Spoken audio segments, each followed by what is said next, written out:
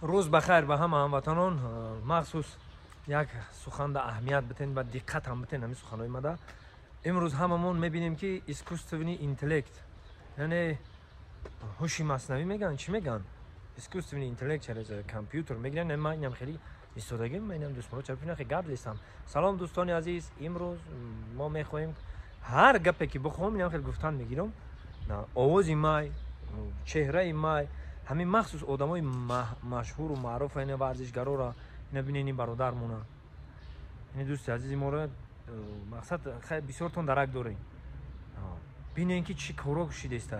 همین میبینین که ای همین پرزیدنت روسیه سر کردگی، ای پوتین سر کردگی، دیگر پرزیدنتورا و مقصد دیگر آدمای چهره‌های موفق هم خیلی کردن اسکوستونی اینتلکت قتی، یعنی هوش مصنوعی قتی.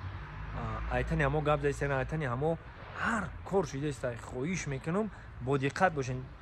قتی کسی که گپ میزنین، کدوم نفری قتی گپ میزنین، اول ویدیو کنین، گپ بزنین، ببینین حقیقتا ده همو هست یا نه.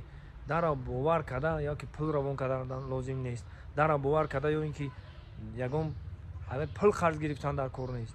چی گپ شده است. این حال در با واسطه اینترنت، با واسطه هوش مصنوعی، با واسطه اسکوستونی اینتلکت چی کارو شده است. خواهش میکنم همین با دقت باشید برادران، دوستای عزیزم.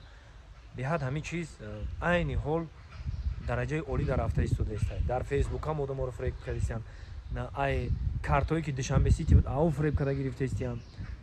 اس ام اس روان میکنن کارت دشنبه سیتی که آکا اینا میره بی باید تا پول مگذرونیم، همین کد بده پول تا بگذرونیم. یا که میگن فلان ازبکستان دا تلفن آیفون بریده ای، مثلا تلفن آیفون 20000 تا 3000 شرایی که ما بعد درویم میکنیم. خیلی گپون نیست در روی دنیا، خیلی گپ نیست. در کجا دیده که به مهنت راحت کنی؟ در کجا من گودکیم دیدم که مهنت میکنی بر راحت چه میبینی. بابا من گفته که بیرنج و جفا صاحب عنوان نشوی، در تخت شینی ولی سلیمان نشوی. میره بهوده نمیگن اخی. بیرنج و جفایش که از سلیمان نمیشوه. برای همقدر عذاب شمی کشی بر راحت چه میبینی. برای همقدر فکری در اینا پل مده میتانی که پل دادن این فکر رو نکنی. خواهش میکنم. من چی خواستم همیگه پا بحری همین دوستا بحری تماشا بینم بگم که در آینده با عذاب نکشم.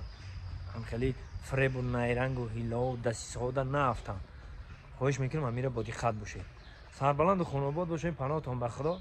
و با زمان چون هر وقتا که برآمده رفته سیم تماشا، هم تماشا میکنیم هم نوار میگیریم. نیتی ما چیه؟ هم فارسوانو رو متحد کردن، دیدن جای تاریخی را تماشا کردن و وقتی که ما خودمون تماشا کردیم بخواستیم که نفرانی که اومدن نیستن و هم تماشا کنن.